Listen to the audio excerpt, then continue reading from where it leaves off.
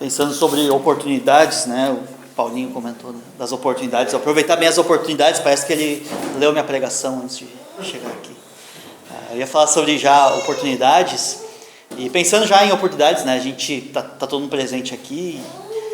Você tinha várias oportunidades hoje de faltar culto, né? Várias desculpas não faltavam hoje, né? É o frio, é o primeiro domingo frio assim do ano, tem chuva, tem coronavírus, né? Você tem desculpa suficiente, né? Hoje você tinha todas as desculpas do mundo.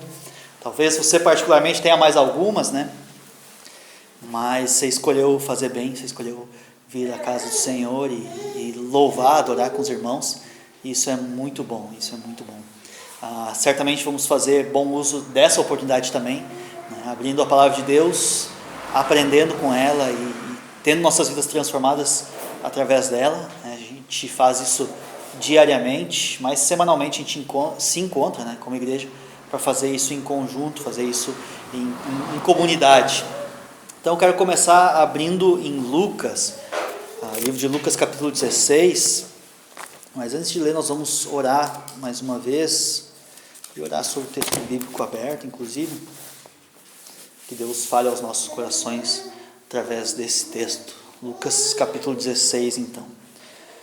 Vamos orar. Senhor Deus e Pai, obrigado por essa oportunidade que temos em conjunto, Senhor, podermos te louvar, te engrandecer e agora abrir a Tua palavra, Senhor, e aprender diretamente dela. Que o Senhor possa falar realmente aos nossos corações e transformar as nossas vidas e em qualquer aspecto que o Senhor deseja. Sabemos de várias coisas que precisamos mudar em nossas vidas, mas ainda assim o Senhor tem mais transformação, Senhor. Sabemos que uma pessoa só pode realmente mudar, ter sua vida transformada, se for através de Ti, do Teu poder e do poder da Tua palavra, Senhor. Então, usa ela, Senhor, usa ela nas nossas vidas, Senhor, por nosso bem e por bem do Teu reino, Senhor. É isso que Te pedimos, em nome de Jesus, amém. Então eu vou ler Lucas 16, de 1 a 9, e esse texto é um texto, ele é um texto um pouco estranho, porque ele não é muito conhecido, mesmo estando nos evangelhos. Geralmente os textos do evangelho, né, a gente conhece bem. É uma história um pouco, por ela ser assim um pouquinho estranha, a gente acaba não conhecendo muito bem ela, que algumas bíblias vão trazer a parábola do administrador infiel ou do administrador relapso. Então eu vou ler na NVI aqui os primeiros versículos. Dizem assim: Jesus disse aos seus discípulos: o administrador de um homem rico foi acusado de estar desperdiçando seu bem. Então Jesus está contando uma história. Toda vez que Jesus vai contar uma parábola, a gente tem que lembrar que é uma verdade espiritual contada através de uma história que ele está contando lá. E ele fala então desse administrador de um homem rico. Seria o contador, né? Alguém mais próximo, que administrava os bens desse homem rico. E ele foi acusado então de estar desperdiçando os bens, ou seja, fazendo uma má administração. Versículo 2: então ele o chamou e lhe perguntou: que é isso que estou ouvindo a seu respeito? Preste contas da sua administração, porque você não pode continuar sendo o administrador. Então ele deu ali um ultimato, né, no administrador. Falou: chega dessa, gastança, chega de administrar mal os meus bens, acabou, você não pode mais continuar sendo o administrador, né? Vamos melhorar isso aí. Versículo 3, o que o administrador fez? Ele disse a si mesmo: meu senhor está me despedindo, o que farei? Para cavar não tenho força, e tenho vergonha de mendigar. Já sei o que vou fazer, para que quando perder o meu emprego aqui, as pessoas me recebam em suas casas. Então chamou cada um dos devedores do seu senhor, perguntou ao primeiro: quanto você deve ao meu senhor? Então ele ficou com medo ali, né, de ser demitido, e teve a ideia de chamar as pessoas que estavam devendo para o senhor dele. Primeiro então, quanto você deve ao meu senhor? A resposta, versículo 6, 100 potes de azeite, respondeu ele. O administrador lhe disse: tome a sua conta, sente-se depressa e escreva 50. Então ele cortou a dívida pela metade.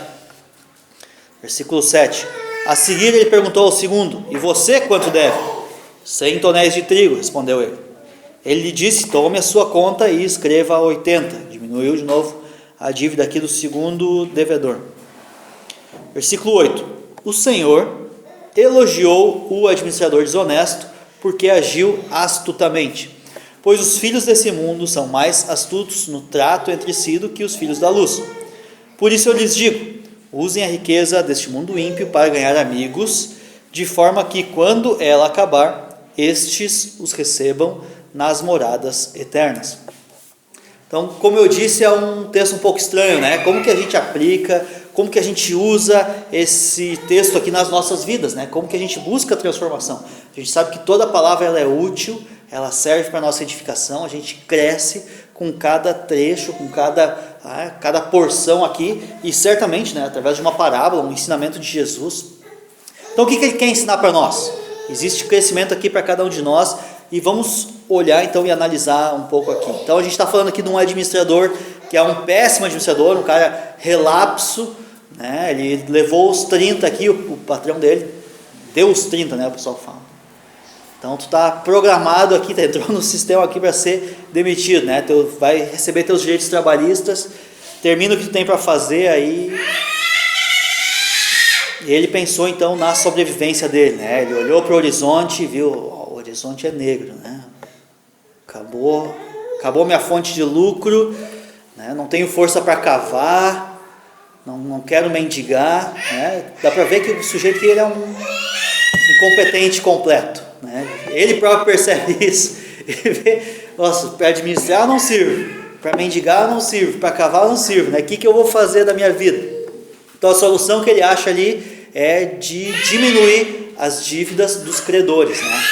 Aqueles a quem ele estava devendo. Então ele quer, na verdade, o quê? Ele quer que os outros fiquem devendo favores para ele. Inclusive, né, uma das coisas que ele fala no final do versículo 4, né, para que me recebam em suas casas. Então ele quer que aqueles lá fiquem devendo favores para ele, para que ele depois, né, que não tiver mais nada, ele ter esses amigos aonde ele vai buscar pelo menos soluções temporárias, né, ajudar esse infeliz com um pouco de comida e talvez alguns pernoites, né, e ele quer que esses sujeitos aí tenham uma gratidão eterna por ele, né, que não fique só aquela gratidão enquanto ele é o administrador, mas que isso perdure, né. Então essa é a história de um sobrevivente, na verdade, né. O cara ali, ele não é muito honrosa, né, essa história. É uma história que traz até desonra pro sujeito ali, mas esse cara parece ser o típico brasileiro, assim, né? Vou dar um jeito aqui de inventar alguma coisa para pelo menos sobreviver.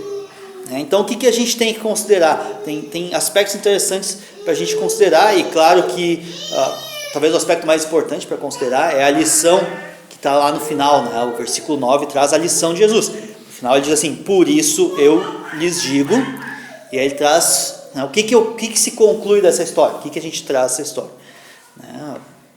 Usem a riqueza desse mundo ímpio para ganhar amigos, de forma que quando ela acabar, estes os recebam nas moradas eternas. Então, né, o proprietário, né, o homem rico aqui certamente é Deus, né, e os administradores, aquela pessoa que está administrando os bens de Deus, sou eu e você, né? Nós somos os administradores desse homem rico, né, os administradores das coisas de Deus.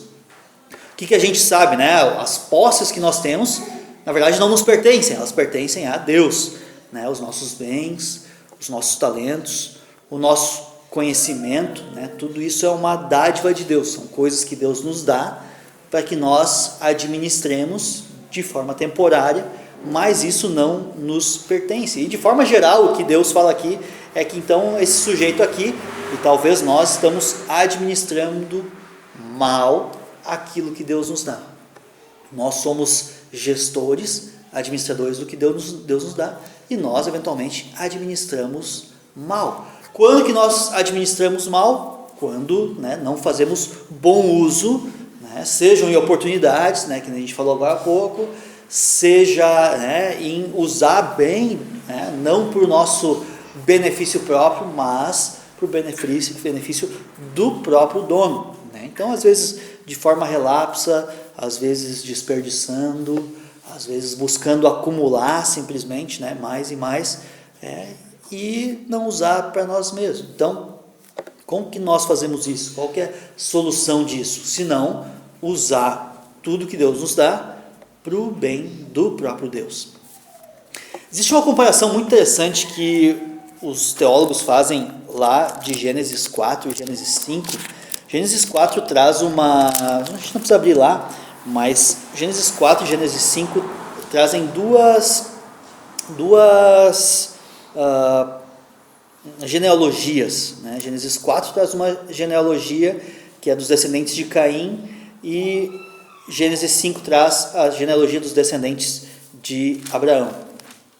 E ali fala, né, que, né, traz, logo antes disso a gente sabe, né, que os descendentes de Caim vão ser o povo ímpio, né, que vai surgir, que depois, né, vai gerar toda a impiedade que vai ser condenada lá nos dias de Noé. E os descendentes de Adão vão ser, né, os que seguem a Deus e que buscam, pelo menos ali, da descendência de Sete. Né, eles vão, né, então essa genealogia que é narrada. E quando é feita essa genealogia, esse lado aqui, que é o lado dos maus, então, né, os dias deles, é interessante que os dias deles não são contados, enquanto, né, os dias dos descendentes de Adão são contados. Então aqui simplesmente fala, esse foi filho desse, tal. E os de Gênesis 5, esse aqui viveu tantos anos, fez isso, tal, né? Então, a ideia ali, que muitos teólogos entendem, é que os dias são contados porque foram dias vividos na presença de Deus, enquanto o outro lado não viveu na presença de Deus.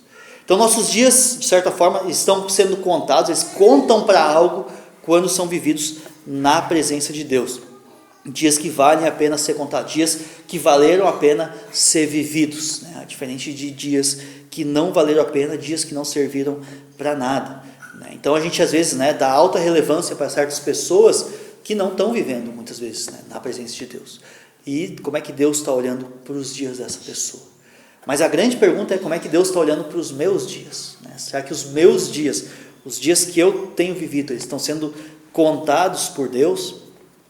E o que essa parábola aqui que a gente leu está querendo dizer, né, é que a gente não deve desperdiçar a nossa vida, né? A gente não deve jogar fora os dias da nossa vida, não desperdiçar as oportunidades, né? O que se ressalta? Esse administrador mau, ele faz várias coisas más, né? Ele está o tempo todo fazendo coisas más, inclusive, né, é meio estranho até a forma como ele lida agora, né? Ele também é uma forma meio má de lidar, mas o que é destacado, o que Jesus destaca, é o senso de oportunidade que ele tem. De repente aparece uma oportunidade e ele se agarra a essa oportunidade para fazer algo, né, para fazer algo que vai resultar em algo que para ele, pelo menos, é bom. E é esse o senso que Jesus destaca lá no versículo 9, né, o que fazer no dia de hoje. Então ele diz, né, basicamente, né, usem a riqueza desse mundo, usem o que foi dado a vocês para granjear amigos, algumas versões vão falar, né, para ganhar amigos. E a ideia de granjear amigos, ou de ganhar esses amigos, é a ideia de obter com esforço, né, se esforçar, cultivar essas amizades, né, para quê? Para fazer bom uso deles, né, não para usar os amigos, mas para que sirva para algo pro nosso Senhor. Então, cada amizade, cada relacionamento, ele não serve para minha alegria, para minha felicidade. Muitas vezes a gente lida assim com as pessoas, né? Quando a pessoa tem algo a dar para mim, eu lido bem com ela, eu sou simpático com ela, né? Então, né, às vezes entra uma pessoa por aquela porta e a pessoa, né, parece ser simpática, legal, né? Essa pessoa seria legal para a nossa igreja, vamos tratar eles bem, né? Ou entra uma pessoa que nada a ver com nada, a gente, né, mal distrata essa pessoa, né? Então não é dessa forma que a gente lida com as pessoas, pelo que eles vão dar a nós eventualmente, né? Mas quanto aquela pessoa vale para Deus. Essa é a grande oportunidade muitas vezes que Deus tem dado para nós. E às vezes nós vamos ter, né, nos nossos relacionamentos, nos nossos contatos com pessoas, às vezes uma única oportunidade, às vezes, de conversar com uma pessoa, né? E vai contar fazer bom uso dessa única oportunidade, né? E se nós não temos, às vezes, oportunidade, nós temos que criar uma oportunidade, né? A Bíblia fala para a gente encorajar uns aos outros. Hebreus 3,13, encorajem-se uns aos outros durante o tempo que se chama hoje, né? Durante o tempo que se chama hoje, para que nenhum de nós seja endurecido pelo pecado. Então, hoje nós temos que estar nos unindo e nos incentivando às boas obras. Tem outro versículo que eu gosto muito, que tem bastante a ver com isso, se você quiser abrir comigo, lá em Colossenses 3. Colossenses 3,16 vai dar uma ideia bem interessante de como lidar com isso, o que realmente fazer com esses recursos que são nos dados. E um dos recursos que nós temos, certamente, é a própria palavra de Deus.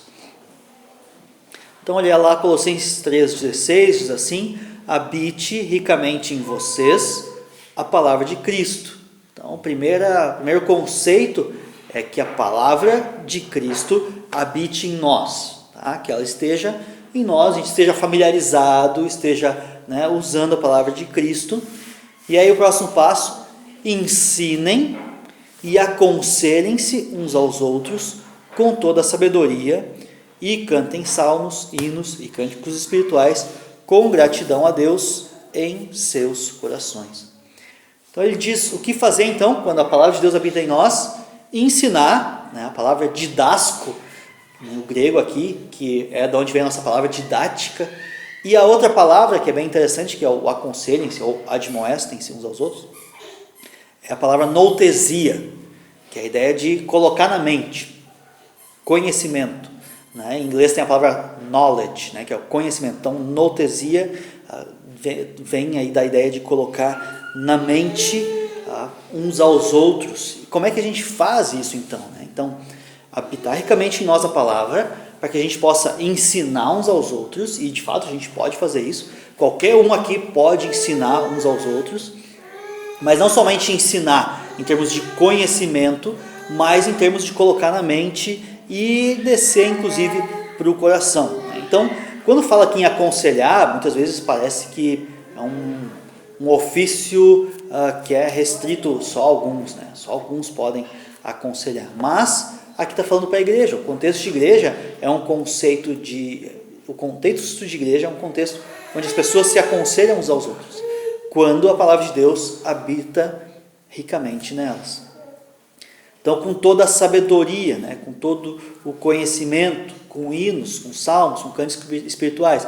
Então, quando, né, vem alguém aqui na frente e canta aqui músicas com a gente, né? Então, o irmão estava cantando aqui com a gente, ele estava ensinando coisas. Olha que legal, né? Ele pensa assim, hoje eu não ensinei, né? Se ele chegar em casa vai dizer, não, eu não ensinei hoje. Não, ele ensinou, né? Não só ensinou a música, talvez alguns de nós não conheciam todas as músicas, então ele também ensinou isso, mas aquilo que estava sendo cantado estava sendo ensinado, aquele conteúdo, né, desses cânticos espirituais, eles entram na nossa mente de uma forma que a gente aprende coisas, e se a gente estiver, né, cantando no nosso coração, a gente vai inclusive colocar essas coisas na prática. Então ensinem-se uns aos outros, aconselhem-se uns aos outros com salmos, hinos e cânticos espirituais, com gratidão a Deus em seus corações. Então, esses conceitos de ensinar, de ser ensinado, de ser admoestado, a palavra noutesia, essa palavra que vai ser aqui traduzida por aconselhem-se, ou outras versões vão falar admoestem-se uns aos outros, ela é uma palavra muito completa, ela pode significar uma grande variedade de coisas, né? Entre elas advertir, né? Uma pessoa que talvez não está vivendo correto na sua maneira de viver, né? A ideia talvez de exortar, admoestar, pode incluir também consolar, pode incluir repreender, né? Pode trazer essa ideia de aconselhar em algum tipo de conselho ou dica que aquela pessoa está precisando, né? Então, essa palavra noutesia, ela é uma junção, na verdade, de duas palavras, né? Nous, que é mente, e tesia é colocar. Então, pensa esse conceito, olha que interessante, né? De colocar na mente, né? Algo que vai ajudar, por exemplo, a influenciar sobre as decisões e até as vontades da outra pessoa, né? A partir de um conhecimento, né? Então, por exemplo, nós estamos falando sobre uso de máscara, né? Então, antes, né, a gente comentou que a gente recebe informação de tudo que é lado, né? Deve usar, não deve usar, como é que usa, né? Pode, não pode. Agora, né, nos Estados Unidos lá, as igrejas vão voltar a reunir. Parece que o presidente Trump, né, o louco Trump, disse que serviço essencial, né, que a igreja é serviço essencial, e as igrejas vão voltar a reunir a partir de hoje, domingo. Eles podem reunir, E aí eles estão falando que eles não vão usar máscara, porque lá então se definiu que a máscara faz mais mal do que bem. Então, a Organização Mundial de Saúde também está chegando a essas conclusões. No Brasil ainda não, a gente ainda tem que usar. Né? Ontem fecharam o Bourbon lá de São Leopoldo, vocês viram isso? Né? Porque tinha funcionários sem máscara. Então, é uma batalha de informações, a gente não sabe em quem acreditar. Mas se a gente, né, estuda o caso, vai atrás, vê, claro que a gente tem que respeitar o que a liderança pede, né, as lideranças municipais. Mas o conhecimento que é colocado na nossa mente vai nos influenciar e nos ajudar a tomar boas decisões. E inclusive nos ajudar na nossa vontade para que a gente tome e faça boas decisões. Então percebe como o didasco, que é o ensinar, e o noutesia, eles andam juntos, inclusive aqui em Hebreus, em Colossenses 3,16, né? Ensinem, didasco, e noutesia, coloquem na mente, ajudem a colocar na mente nas pessoas. Então, por exemplo, né, como que a gente aconselha pessoas, né? Como que a gente lida, por exemplo, né, alguém que gosta de beber cachaça, por exemplo, né? Vamos aconselhar alguém que bebe, né? Então, vai ter várias propostas, várias ideias de como aconselhar uma pessoa nessas condições. Né? Aí uns vão, né, mais para a linha do didasco, né? Vamos ensinar ele, né, os malefícios de tomar cachaça o tempo todo, ensinar para ele, né, o que o álcool faz no corpo dele e tal, né? Mas aparentemente isso não é suficiente, né? Então algumas linhas de igreja vão ir por essa linha, vão, né, ensinar, às vezes até abrir a palavra, dizer, não vos embriagueis e tal. E beleza, é uma dica que vem da palavra, mas, né, falta o noutesia, né, o colocar na mente, para que aquilo influencie as vontades e os desejos da pessoa. Então, muitas vezes se lida só com o didasco, só com o ensino, e aí o sujeito não muda, e aí desce a ripa nele, porque ele não mudou de vida, né? Então, ele tem que mudar de vida. Mas o texto nos traz uma ideia um pouco mais profunda, né? Granjeiem amigos, né? Invistam na vida das pessoas, estejam próximos das pessoas para o influenciar a mudança, né? Em geral, então, como é que nós fazemos? Nós nos consideramos superiores, esse sujeito bebe, eu não bebo, então eu sou superior a ele, então eu estou ensinando de cima para baixo, dizendo, olha meu amigo, você tem que mudar de vida, e nisso a gente estabelece então uma linha moral, né? E nessa linha moral, então, eu estou acima, esse sujeito está abaixo, então, né, me dá o direito de lidar da forma como eu quiser com ele. E ele tem que se portar como alguém que está abaixo dessa linha moral. E isso é um perigo dentro de um contexto de igreja. Dentro do contexto de igreja, isso não pode acontecer dessa forma. Então, dentro de igreja, né, muitas vezes que a gente tem pessoas que lidam bem de forma moral, pelo menos exteriormente, né? A gente vê pessoas lidando bem e tal, até que algo acontece, né? Então a gente tem lá, né, o Zequinha que participa da igreja lá, e ele tem um problema grave talvez, ele tem vivido uma boa vida moral e tal diante de todos, mas vamos dizer que ele tem lá um problema, pecado na área moral, né? Nisso, muitas vezes esse cara, então ele é taxado por toda a igreja, e agora parece que ele tem um pecado imperdoável. Não importa quanto ele se arrependa, não importa quanto ele mude de vida, a vida dele não vale mais, os dias dele parece que não contam mais, e o pecado dele se torna muitas vezes eternizado. Ele é taxado por isso, ele vai ser sempre taxado dessa forma, né? Isso vai levar muitas vezes, né, a conflitos, a angústias, a tentações de todo tipo, né? Inclusive a viver uma vida simplesmente moral na frente da igreja e imoral longe da igreja, e cria, né, crentes que são dúbios, né, que vivem uma vida aqui de uma forma e outra vida. Então, quando os relacionamentos lidam dessa forma moral simplesmente, então acaba que se criam relacionamentos só de aparência, né, só para parecer que está tudo bem. E aí a gente vem para a igreja, todo mundo se cumprimenta, diz, legal, tudo bem, irmão, mas na vida, às vezes no dia a dia, nem sempre é assim, né? Então a minha reação com esse sujeito, qual que ela tem que ser? Não ficar pensando que ele está sempre escondendo algo, e às vezes a gente lida assim, né, com alguém que cometeu um pecado, às vezes um pecado contra a igreja, às vezes um pecado contra alguém, E esse sujeito agora, né, vou sempre lidar com desconfiança com esse sujeito, né, sempre como se ele estivesse escondendo algo, né, e levando em consideração essa ideia de que eu sou melhor do que ele. Né, então as pessoas vão investigar a vida dele o tempo todo e ele nunca vai voltar a ter o bom e velho relacionamento que ele tinha. Né, ou a igreja pode lidar com perdão com ele, né, se de fato ele, né, se arrepender, né, buscar uma mudança de vida, né, e ele disser sim para essas coisas, quer uma mudança de vida, ele pode ter uma vida diferente.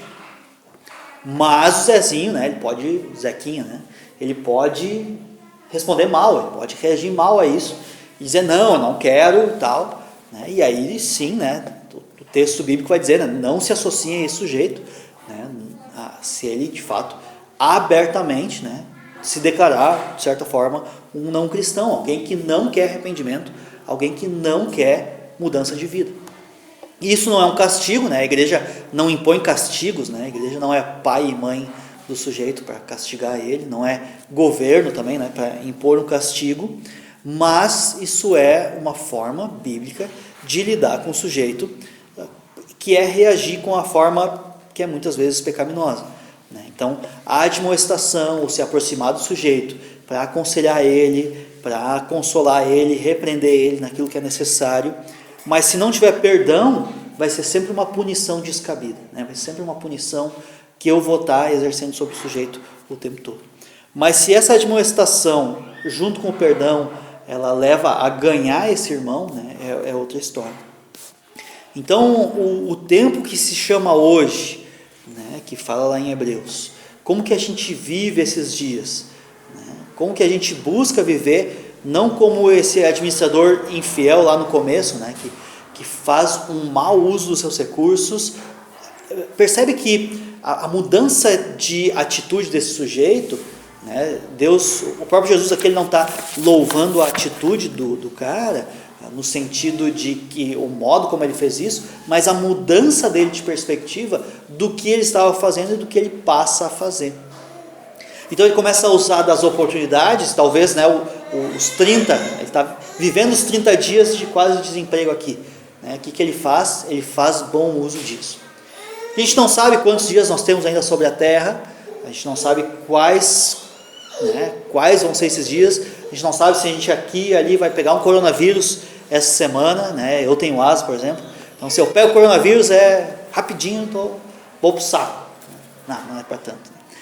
Mas a gente não sabe, né, a brevidade dessa vida, mas algo que fica muito claro é que a gente deve fazer um bom uso, né, administrar bem os nossos dias, para que, né, quando esses dias acabarem, a gente seja recebido nas moradas eternas junto com esses amigos. Então vamos aproveitar o dia de hoje para levar Jesus para as pessoas, para falar de Jesus para as pessoas, para fazer Deus ser engrandecido. A grande honra e a grande glória de viver essa vida é fazer Deus ser engrandecido, deixar Deus ser refletido em nós e que a nossa vida possa ser uma luz, mas não uma luz própria, mas uma luz do próprio Deus nesse mundo. Vamos orar por isso? Senhor nosso Deus e Pai, somos gratos porque o Senhor nos dá tempo. E hoje todos nós temos esse tempo que é dado por Ti para fazer as coisas que o Senhor quer de nós. Obrigado, Senhor, porque o Senhor nos dá a liberdade também para usar esse tempo, administrar esse tempo, administrar, na verdade, todos os recursos que o Senhor nos dá e para que a gente lide bem com isso. Nos perdoa, Senhor, se muitas vezes não temos feito bom uso daquilo que o Senhor nos dá, não temos feito bom uso do nosso tempo, dos nossos recursos financeiros, dos nossos recursos de dons que o Senhor nos deu. Queremos mudar, Senhor, nossa perspectiva, nossa forma de viver, nossa forma de encarar a vida, para que quando esse tempo aqui se acabar, Senhor, quando os recursos que nós temos para administrar, quando eles cessarem, nós possamos ser recebidos pelo Senhor e por muitos amigos nas moradas eternas. Nos ajuda, Senhor, a fazer bom uso de tudo que o Senhor nos dá, de tudo que o Senhor nos deu até hoje, para que o Senhor possa olhar para nós, não como um administrador mau, não como um administrador relapso, mas como alguém que administra, Senhor, fielmente o que o Senhor dá a cada um de nós. Investindo em pessoas, investindo às vezes do nosso tempo, investindo dos nossos dons, dos nossos talentos, da nossa sabedoria, do nosso conhecimento, do que nós conhecemos da palavra, para que pessoas possam se achegar a Ti e para que a Tua glória seja vista aqui nessa terra. É por isso que nós te oramos, Senhor, é por isso que nós estamos aqui hoje para Te adorar. Então te louvamos, Senhor, nos dá uma semana com isso em mente. Em nome de Jesus, amém.